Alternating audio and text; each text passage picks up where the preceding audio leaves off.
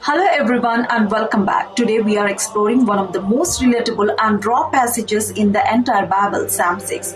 If you have ever felt physically exhausted by your emotions, or if you have ever felt like your prayers were falling on deaf ears, this psalm is for you.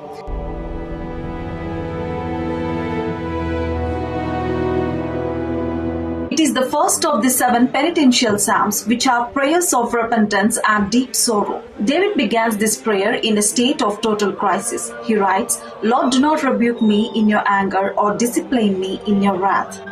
Have mercy on me, Lord, for I am faint. Heal me, Lord, for my bones are in agony. My soul is in deep anguish. How long, Lord, how long?" In these opening verses, we see a man who is at the end of his rope. Notice that David isn't arguing his innocence, he is appealing to God's mercy. He describes a pain so deep that it's in his bones. This is the how long phase of faith, the middle of the desert where you can't see the finish line. The valley of tears. As we move into the heart of the psalm, David describes the physical toll of his grief. "Turn, Lord, and deliver me. Save me because of your unfailing love. Among the dead, no one proclaims your name, who praises you from the grave. I am worn out from my groaning. All night long I flood my bed with weeping and drench my couch with tears. My eyes grow weak with sorrow. They fail because of all my foes." This imagery is incredibly heavy.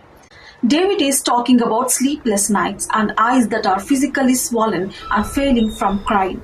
He is being honest with God about his mortality, essentially saying, "Lord, if I perish in this grief, I won't be here to sing your praises on earth anymore."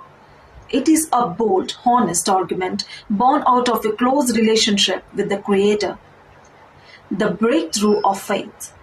But then suddenly, the atmosphere of the psalm changes. In the final 3 verses, David's voice shifts from a whimper to a shout of confidence. "Away from me, all of you who do evil, for the Lord has heard my weeping. The Lord has heard my cry for mercy. The Lord accepts my prayer. All my enemies will be overwhelmed with shame and anguish. They will turn back and suddenly be put to shame." What changed? His circumstances were likely the same, but his spirit has been lifted. By pouring out his lament, David cleared the space in his heart to receive God's peace. He realized that the Lord has heard my weeping.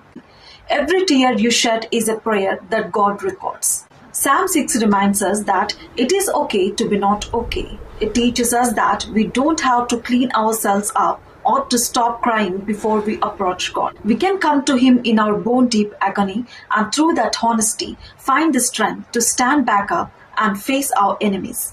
Thank you for joining me today as we study the Word.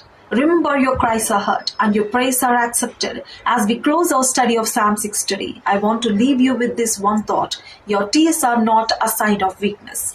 They are a language that God understands perfectly. David started this prayer in agony, but he ended it in authority because he knew he had been hurt. If you are in that "how long, Lord" season right now, don't give up.